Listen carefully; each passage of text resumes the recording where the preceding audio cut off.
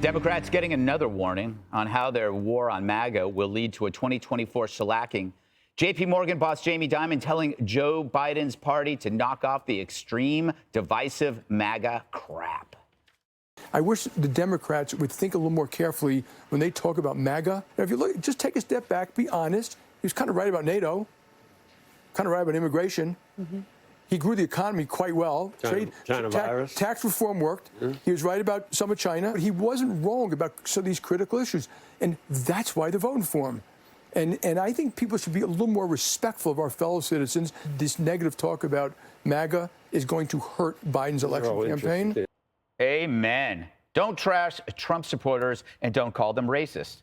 But if liberals took that advice, MSNBC would turn into 24 hours of static. And that pundit who stole Trump's hairdo wouldn't be able to smear half the country. It's a vengeance tour this time around. And that we talk about Trump all the time, we also need to talk about his voters. As Tom Nichols writes in The Atlantic, these particular voters want revenge as well. They are getting what they want because they, too, are set on revenge. People didn't want to accept that it's not economic anxiety, it's racial anxiety, it's demographic panic. All right, but what happens when words get turned into deeds? It looks like the feds actually went after MAGA supporters. House Republicans have evidence that federal investigators asked banks to search customer transactions by using terms like MAGA and Trump as part of a January 6th investigation. Isn't everything part of that? The government even snooped on people who bought stuff at Cabela's, Bass Pro Shops, Dick's Sporting Goods. The banks involved say they were just following orders. But Jim Jordan says that this is a big problem. At the request of government, you got banks searching private transactions of their customers for key search terms, key words. It looks like without any warrants, without any legal process. This is financial surveillance at its worst. Dana, again, yeah. I have to blow the Fives horn. We were sounding the alarm on this kind of rhetoric 3 years ago. We predicted that pushing this divisive stuff, you're just going to inevitably run out of victims. Right. You're going to end up with most of America wondering, why do these people hate me? Well, and they've already been called every name in the book since 8 years, right? Yeah. So there's the sunk cost. Yeah. You keep calling them that, it just goes in one ear and out the other. Nobody even cares anymore.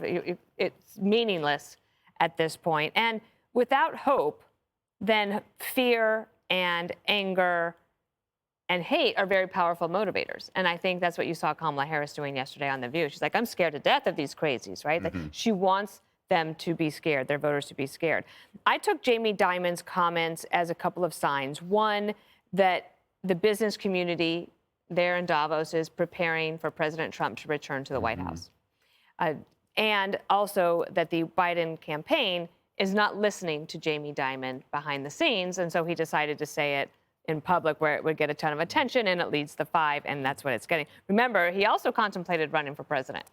And so I'm sure that the White House is probably rolling their eyes, but he's making news and he's making a lot of sense. He was on Trump's business diversity or business advisory, not diversity, business advisory group. And he stayed on much longer than many of the others. Remember, Bob Iger hightailed it quickly. He stayed on at least till 2017. But just a couple weeks ago, he made headlines telling Democrats they should vote for Haley because Trump would be so bad. So he's kind of all over the place, very transactional. But his bottom line message of treating people better is a good one. Yeah. Let's listen to it. How can you argue? Yeah. Piers, always a pleasure to have you visit. Wonderful to be back. Tiny, charming little island called England. We were talking about this in the green room, that, you know, unless you kind of pump the brakes on this kind of rhetoric, it's only going to get worse, right? And it's like, but the problem is, as we show with Joy Reid, if it's your profit center, you know, racial divisive rhetoric, what are you going to do? And for her to talk about crazies, my God, the irony. I remember after 2016, I was in New York and Trump won, and it was like a ghost town. Like, everyone was in sort of anaphylactic shock. And I went to the New York Knicks the next night with my son. And by chance, Chris Rock was at a next door table. And we got talking. And I said, what do you make of the election? He said, it's whatever. And then I said, why do you think Trump won and Hillary lost? He went, you know why? He said, because if someone's killed 8 people, don't go around constantly saying he's killed 9. I thought it was a very smart observation. In other words, as we would say in England, don't over-egg the souffle. You don't need to. There's enough stuff you can go out with Trump, which is completely legitimate and accurate, and that's fine. But for 8 years now, there's been this constant barrage of wild over-exaggeration, whether it's the Russia collusion, whether it's he's the new Hitler, blah, blah, blah, blah, blah. And I was really impressed by Jamie Dimon. I thought it was a really smart take to remind people that not only are they not crazy, a lot of Trump supporters, but they have legitimate reasons to think that Trump would do a better job than Joe Biden running the country. And he listed a number of things that Trump achieved last time. And, this took me back to what Hillary Clinton said about the basket of deplorables, right? If you start branding all Trump supporters, 80 million Americans, as deplorable or crazy, it's going to come back and bite you. And I think they are raging hysterically and with wild exaggeration right into Trump's hands. Yeah, that's true. Turning him into a folk hero, which we said here. Judge, okay, so all this branding has now turned into the tracking of purchase decisions by the government.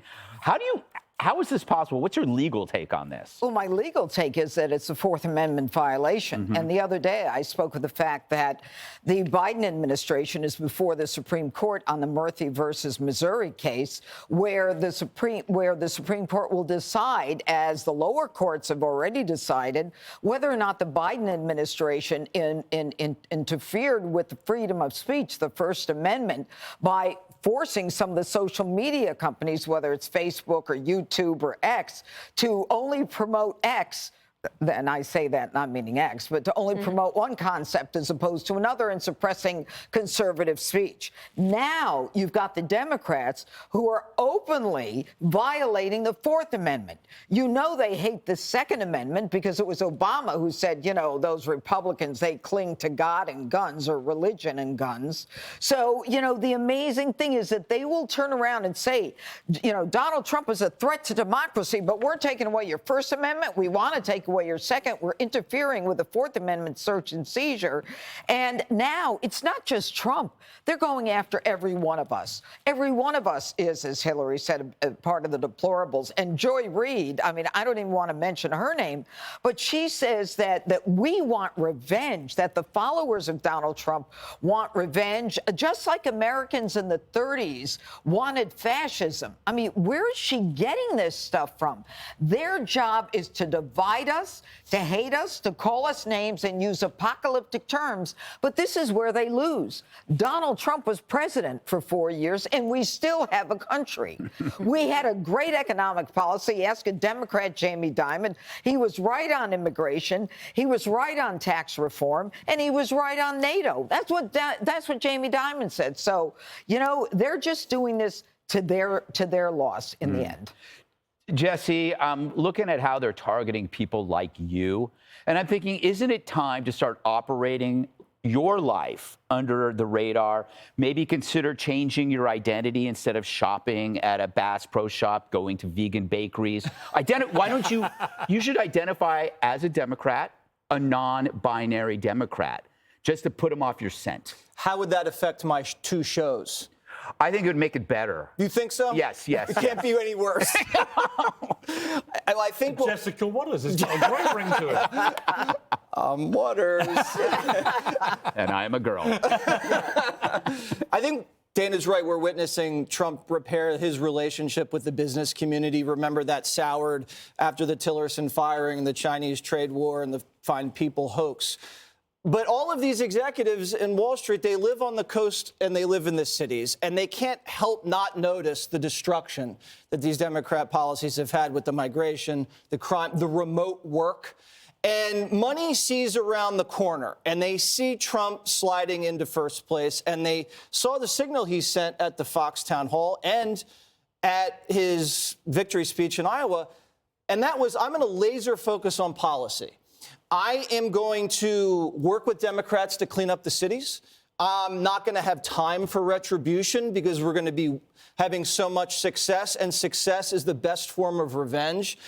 And they see that, and they like that. And that's a winning message. Clean cities, secure the border, cheap energy, no wars, working together. If he sticks in a disciplined way to that, there's no way he loses this election. Now, Joy Reid, Greg, you know how I detest cable news hosts making broad, sweeping generalizations about demographic groups. She does not speak for white America. Pete Hegseth speaks for white America. The guy's been in every suburban diner in this country, and I don't think she's ever been to a suburban diner. Has she been to Iowa? Joy Reid's at her desk in Manhattan every day of the week. The only time she sees a MAGA Republican is probably when she walks into NBC News headquarters and passes the security guard. This country cannot have an election where one side is demonized and you don't say how I've improved your life. And Joe Biden, he kind of has to demonize because if you look at the metrics, he has not improved anyone's life. And if you want to see how the demonization is going, Trump is now more popular post-Jan 6th than before Jan 6th. Because they overplayed their hand. They overdid the souffle. Over-egged the souffle. They over-egged the souffle. Nobody wants a fluffy souffle. Yes, that's a euphemism. Okay. Hey, Sean Hannity here. Hey, click here to subscribe to Fox News YouTube page and catch our hottest interviews and most compelling analysis. You will not get it anywhere else.